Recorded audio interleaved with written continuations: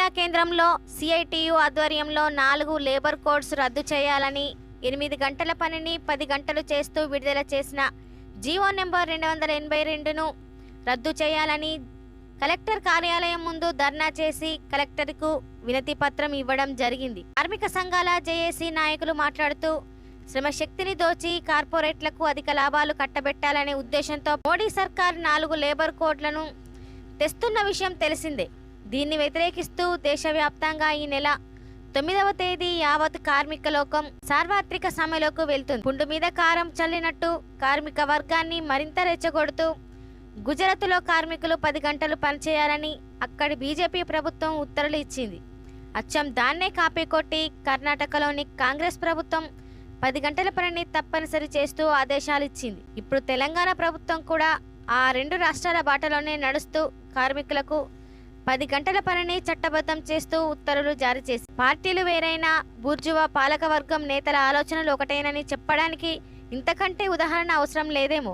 ప్రపంచ కార్మికుల పోరాడి సాధించుకున్న 8 గంటల పని మేడే స్ఫూర్తి మానవత్వ విలువల్ని ప్రభుత్వం వంటగలుపుతున్నాయి.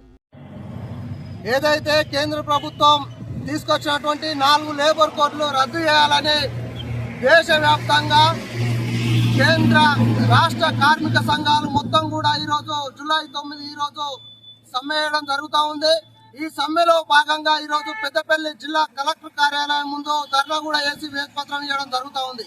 ఏదైతే కేంద్ర బీజేపీ ప్రభుత్వం ఈరోజు అధికారంలోకి వచ్చినాక 4 లేబర్ కోడ్లను తీసుకొచ్చి ఈరోజు కార్మికులకు కనీస హక్కులైనటువంటి 100 సంవత్సరాల కింద సాధించుకున్నటువంటి 29 కార్మిక చట్టాలను రద్దు చేసి 4 లేబర్ కోడ్లుగా తీసుకురావడం జరిగింది.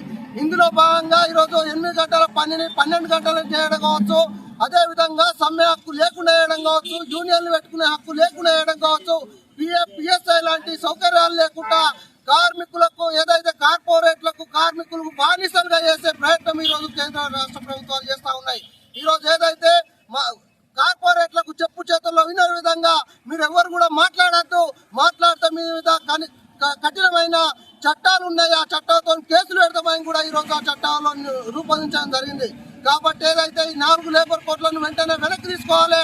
అందులో భాగంగానే ఈ మధ్య కాలంలో మొన్న 5వ తారీఖు నాడు రాష్ట్ర ప్రభుత్వం కూడా జీవో నెంబర్ 282 తీసుకొచ్చి ఈరోజు 8 గంటల పైన 10 గంటలకు చేయడం జరిగింది. వెంటనే జీవో నంబర్ 282 వెనక్కి తీసుకోవాలి. అదేవిధంగా ఇక్కడ ఉన్నటువంటి కార్మికులు గ్రామ పంచాయతీ, మున్సిపల్, రైల్వే కాంట్రాక్ట్ కార్మికులు కూడా ఇక్కడ ఉన్నటువంటి సందర్భం ఉంది. వాళ్ళ కనీసం ఉద్యోగ భద్రత లేనటువంటి పరిస్థితి ఉంది. ఈరోజు మున్సిపల్ కార్మికులకు ఉద్యోగ భద్రత లేదు, రైల్వే కాంట్రాక్ట్ కార్మికులకు ఉద్యోగ భద్రత లేదు, గ్రామ పంచాయతీలో పనిచేస్తున్నటువంటి కార్మికులకు కూడా ఉద్యోగ భద్రత లేదు, కనీస వేతనం కూడా లేనటువంటి పరిస్థితి. 10,000తోని వాళ్ళు నెల మొత్తం 10,000 తీసుకొని పనిచేస్తున్నటువంటి సందర్భం ఈరోజు గ్రామ పంచాయతీ వాళ్ళు. రైల్వేల వాళ్ళకైతే కనీసం 6,000కే ఈరోజు రైల్వే కాంట్రాక్ట్ కార్మికులు పనిచేస్తున్నటువంటి సందర్భం ఉంది. వాళ్లకు కనీస వేతనం 26,000 చేయాలి. అదేవిధంగా వాళ్ళకు ఉద్యోగ భద్రత కల్పించాలి.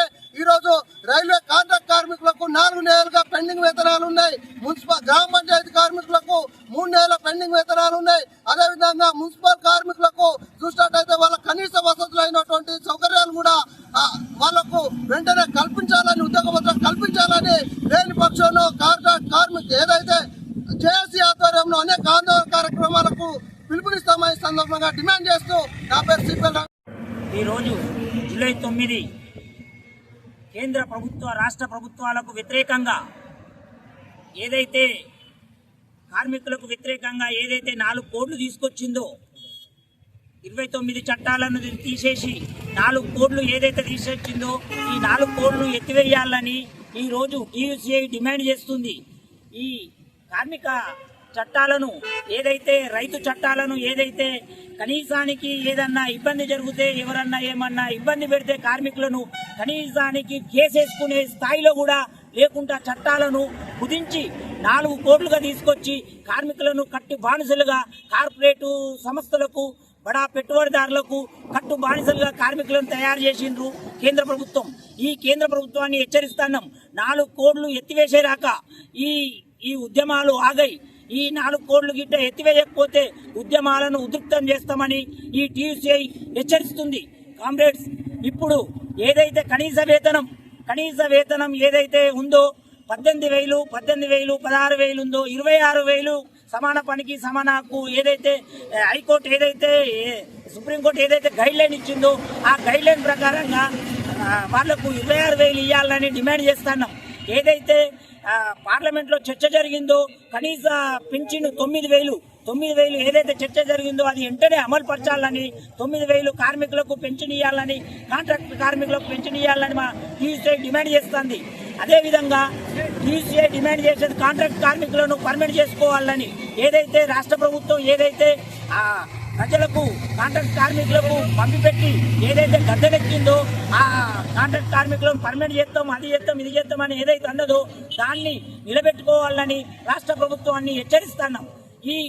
ఈ 4 కోడ్లు ఎత్తివేసేదాకా రైతు వ్యతిరేక విధానాలు, ప్రజా వ్యతిరేక విధానాలు, కార్మిక వ్యతిరేక విధానాలు ఏదైతే అవలంబిస్తున్నాయో రాష్ట్ర కేంద్ర ప్రభుత్వాలకు ఇలాంటివే కొనసాగితే మాత్రం ప్రజలు ఖచ్చితంగా రాష్ట్ర కేంద్ర ప్రభుత్వాలకు బుద్ధి చెప్తారని టీయూసీఐ తరఫున పిలుపునిస్తున్నాం.